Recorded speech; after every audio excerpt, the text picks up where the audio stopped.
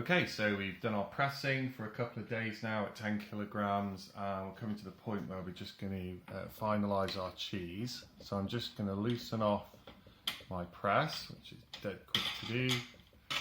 Just spin them off, slide the cheese out. Move it out of the way. Let's move all this press out of the way. Look at that. And now we have our cheese.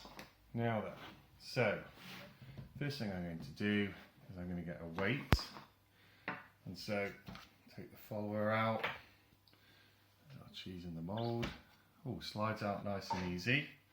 So looking very nice. We'll just find out our weight.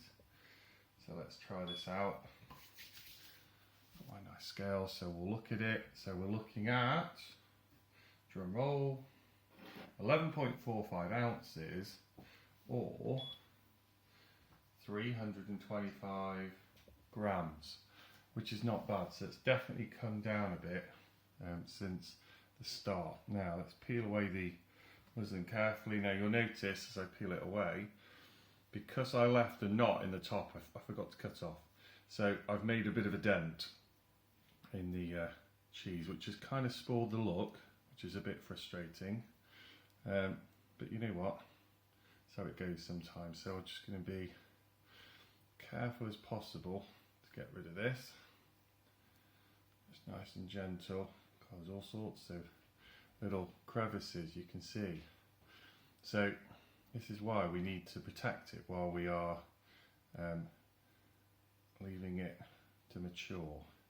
Now this cheese takes about 2 weeks to mature, so we're not going to put any bandaging on. We are going to lard it. So you can see, look, these little crevices. So what I want to do is fill all the crevices and protect it, and then we're going to put it in a little box. So I have some lard that I've pre-melted. This is actually Morrison's Savers lard, so it's a pure substance, and it's not going to cause me any bacterial issues. Now I heated it and I put it into a colder dish, so it's turned slightly milky, which is good. I'm just going to gently paint on the surface to try and fill in these cracks, try and let it settle in.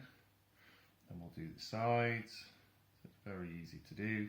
Now of course, if you're going to put cheesecloth on, you'd be putting the cloth on top of this, and that will just help develop the crust, so the bacteria molds grow on the cheesecloth rather than the cheese. Then you peel it away at the end, but this one is going to be eaten within a couple of weeks, so it doesn't need it. But what I'm doing is obviously trying to get in those little cracks there that will just protect them, stop them from overly drying out. So it's a little bit messy this, but it's not a big problem. Now probably what I'm going to do, I think, I'm going to do it once, and then I'm going to fridge it, and then I'm going to give it a second coat just to make sure that it's a really decent coat of lard, and it will obviously then be perfectly protected. So that's looking pretty good. Obviously see where I put my fingertips, I've got an issue. So then what I'm going to do, let's get rid of that one.